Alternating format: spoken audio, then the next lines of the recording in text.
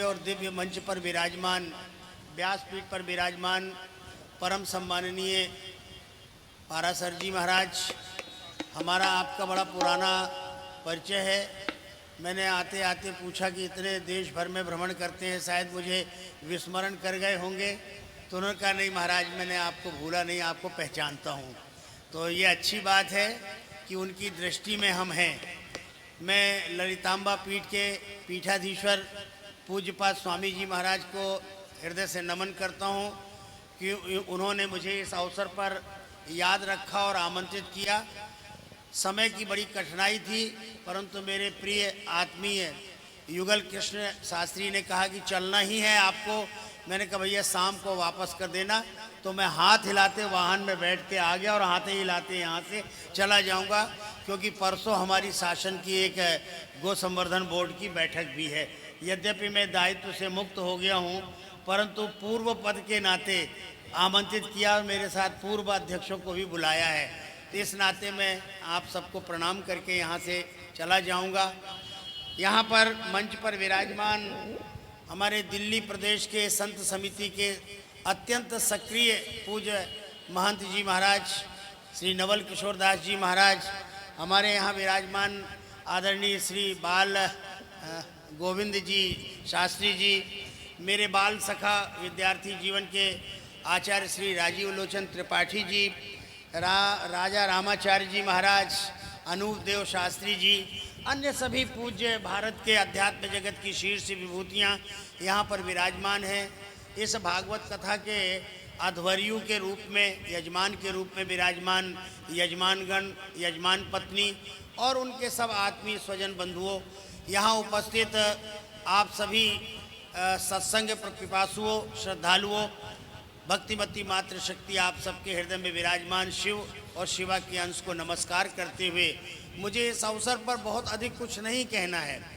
एक तो मैं इस स्थान से बहुत प्रभावित हूँ, जहाँ एक ललितांबा पीठ के रूप में ये स्थान ख्याति लब्ध है, तो दूसरी ओर महाराज श्री जी की अद्भुत साधना और साधना का बल और संकल्प का बल कि मैंने पूरे मध्य प्रदेश में अनेक गौशालाओं का भ्रमण किया है। इस समय मध्य प्रदेश में 2400 गौशालाएं गौ माता के संरक्षण केंद्र के रूप में हैं, परंतु मैंने जब यहाँ आकर के देखा तो 3 से 4 हजार गोवंश और अपने बलबूते पे, अपनी इच्छा शक्ति के आधार पर, अपने संकल्प के आधार पर इतने गौ माताओं का संरक्षण करना, ये वे गौ माता हैं जो बेसहारा और निराश्रित होकर के सड़कों में भटक रही हैं। और कुछ लोग तो जब दूध नहीं देती गाय तो महाराज श्री के आश्रम में आके छोड़ जाते हैं गौशाला में। महाराज श्री किसी भी गाय के प्रवेश को वर्जित नहीं करते और बड़े साहस के साथ काम कर रहे हैं। जब मैं यहाँ आया तो मैंने कहा कि हम गोवंश वन विहार की अवधारणा पर पूरे मध्य प्रदेश में काम कर रहे हैं। गाय का भोजन जंगल में और जंगल का आहार गाय के पास, इस प्राकृतिक समीकरण के आधार पर हम मध्य प्रदेश सरकार को गोवंश के संरक्षण की निरंतर प्रेरणा दे रहे हैं। न केवल प्रेरणा दे रहे हैं, बल्कि जिस दिन मैंने चार्ज लिया था उस दिन भी महाराज जी ने मुझे उज्जैनी में अपने शिविर में बुलाया था।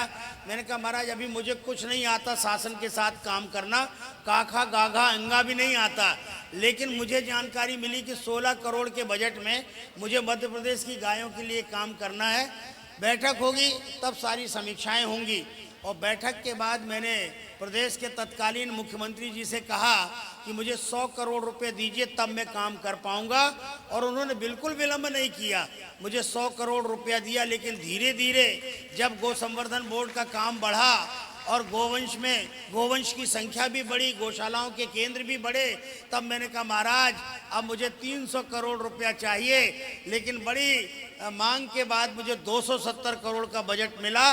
और अभी जब मैंने कार्य छोड़ा है, या मुझे मुख्यमंत्री जी ने कहा कि अब आप दायित्व तो छोड़ दीजिए, 46 लोगों के साथ हमको भी मुक्त किया, तब 270 करोड़ के बजट पर हमने काम छोड़ के, और अभी हमको परसों फिर बुलाया। किस हैसियत से बुला रहे हो? अब तो हम कुछ भी नहीं है, साधारण से बाबा हैं। महाराज जी मुझसे ज़्यादा तेजस्वी हैं, उनकी अपनी निजी गौशाला है। मेरी गौशाला में तो 10-12 गाय हैं, लेकिन उनका नहीं महाराज, आपने जो कार्य योजना बनाई है उसमें मुख्यमंत्री जी, वर्तमान मुख्यमंत्री जी बहुत प्रसन्न है और वो चाहते हैं कि उनके अनुभव के आधार पर, तो मैंने कहा मध्य प्रदेश में गोवंश वन्य विहार चाहिए। मध्य प्रदेश में 46,000 वर्ग किलोमीटर का जंगल है और जंगल में गायों का आहार है, इसलिए गाय की संगति जंगल के साथ मत छुटाइए। तो जब मैंने इस गौशाला को देखा तो मैंने कहा गोवंश वन्य विहार की अर्हता इस गौशाला के पास है। हाँ, जो भी शासकीय दृष्टि से हमें कार्य करना है, मैं संकल्प लेकर जा रहा हूँ और गौ माता ने मुझे बल दिया, तो अवसर मिलेगा तो हम इसे गोवंश वन्य विहार के रूप में निश्चित रूप से हम विकसित करेंगे। श्रीमद् भागवत की कथा हमारे आपके जीवन में एक अद्भुत परिवर्तन लाने का सामर्थ्य रखती है। एक तो जन्म जन्मांतर का कलुषित अंतःकरण और वर्तमान जीवन की हमारी अपनी बिगड़ी हुई क्रियाओं के कारण अंतःकरण में कालुषी की इतनी काई जमी हुई है। इस कालुषी की काई को मिटाने के लिए श्रीमद् भागवत की कथा और उसके साथ आनुष्ठानिक भाव जुड़ जाने के कारण हमारे अंतःकरण को सरलता प्राप्त होती है, तरलता प्राप्त होती है। भगवान की भक्ति हमारे अंतःकरण में विराजमान होती है और शुद्ध अंतःकरण में जब ज्ञान की रश्मियाँ धीरे धीरे एकत्रित होने लगती हैं तो हमारे जीवन का मार्ग प्रशस्त होने लगता है। मैंने पाराशर जी महाराज के मुख से आज से 25 साल पहले नया सन्यासी बना था और महाराज जी हमारे आश्रम में भागवत की कथा करने के लिए आए।